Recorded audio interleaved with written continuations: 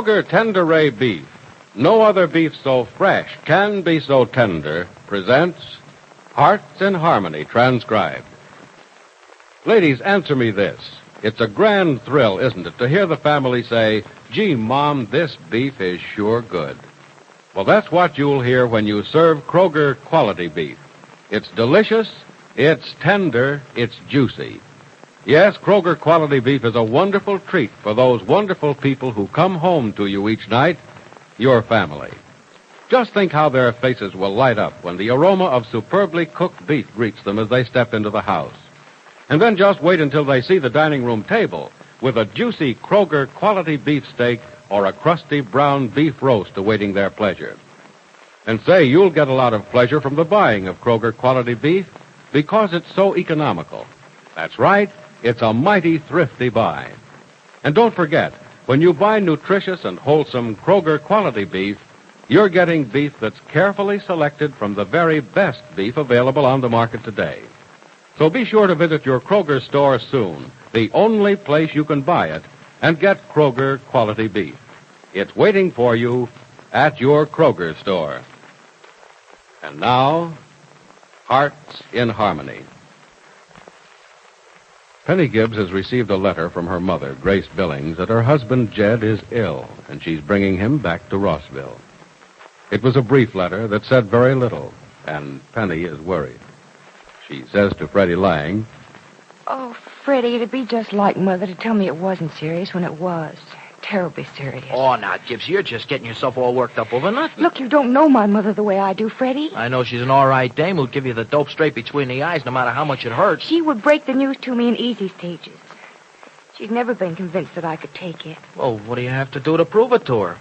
Get hit by an express train? Oh, thanks. You always make me feel better. Well, I know something else that'll make you feel better, too, Gibbsy. Oh, what's that? A little walk down to the village square, maybe? No, thanks. I don't feel like it. Oh, come on. The air's going to do you good. And besides, I got to go down there to see about a new account, and I don't like to go walking along the streets alone. Oh. Well, since you put it that way, I will. Swell. Grab your hat and coat and let's go. No, all right. Well, what about you? You aren't dressed warm enough to go out, are you? Oh, sure. This jacket's okay. It isn't very cold. Freddie Lang, you put on your coat or I won't go out with you. Oh, Gibbsy, I'm okay this way. It's put just on your coat. Well, okay. But you dames are all alike. You bundle up a guy so he can hardly move.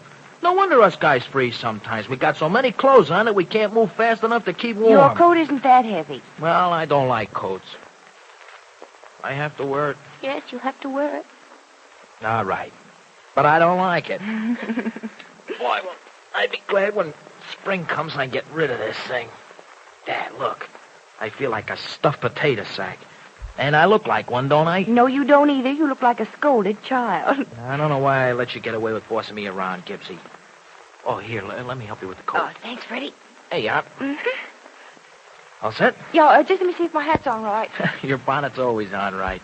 You know, with a face like yours, Gibbsy, you can't make any mistakes. You mean it's so bad nothing can do it any damage?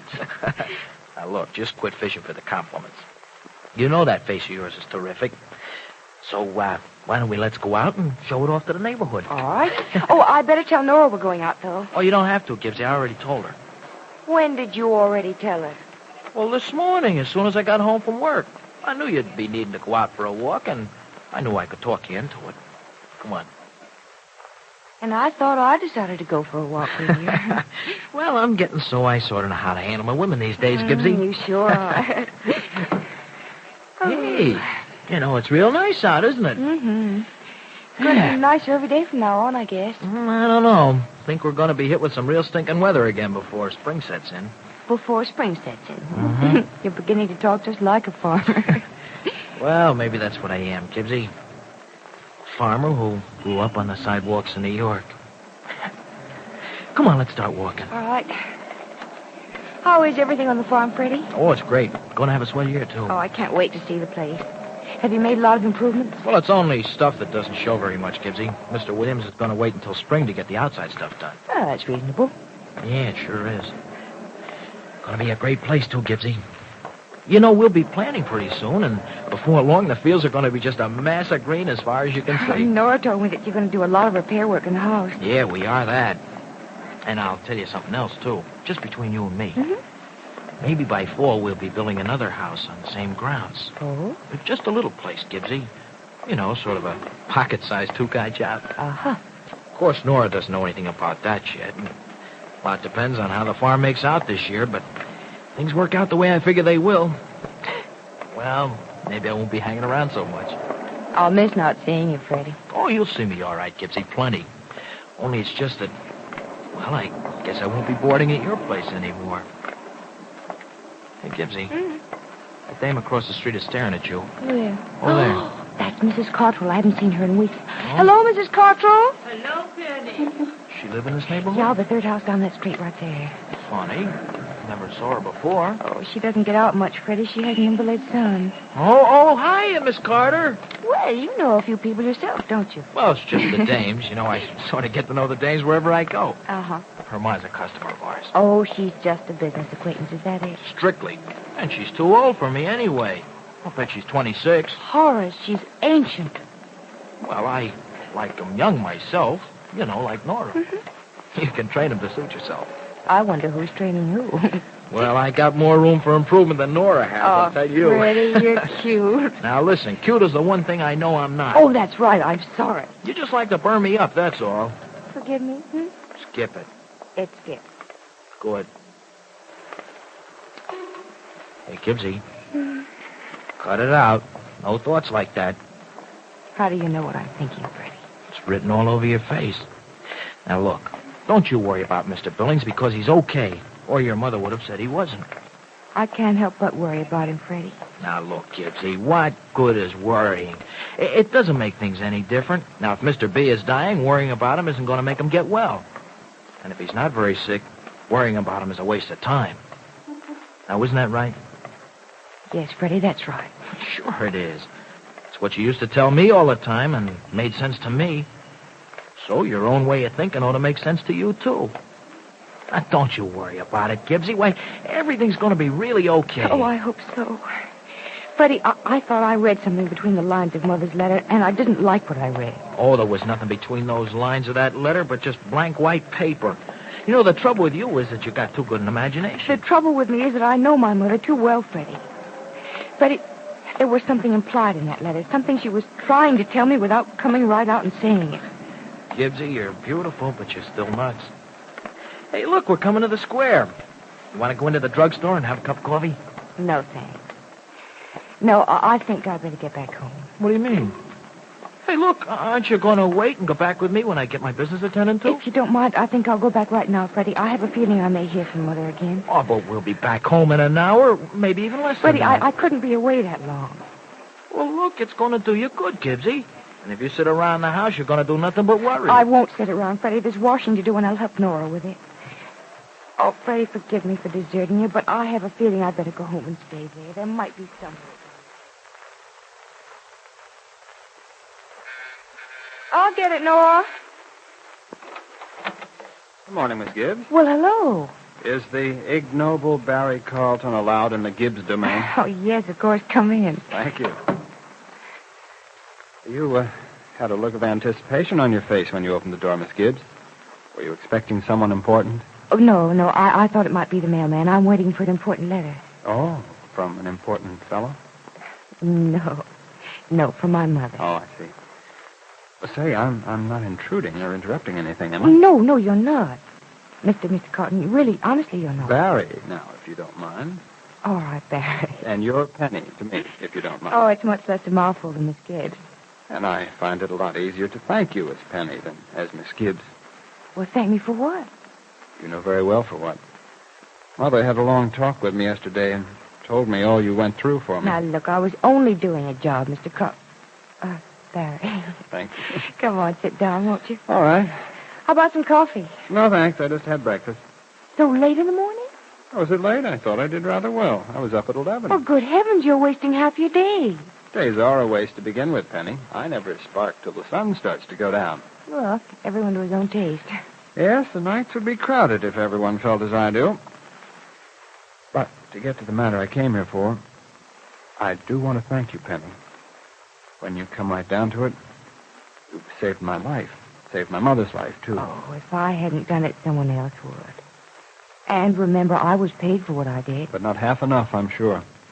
Mother and her millions are hard to separate. No, your mother paid me generously. She still is paying me a good salary. Now, don't try to thank me. I was happy to be able to do what I did. I'm happy that things turned out like they did. You think I'm not? There's no telling where I'd be if you hadn't done such a good job. You mean that you're glad to be back in Rossville? The desert would be a welcome place after what I went through, Penny.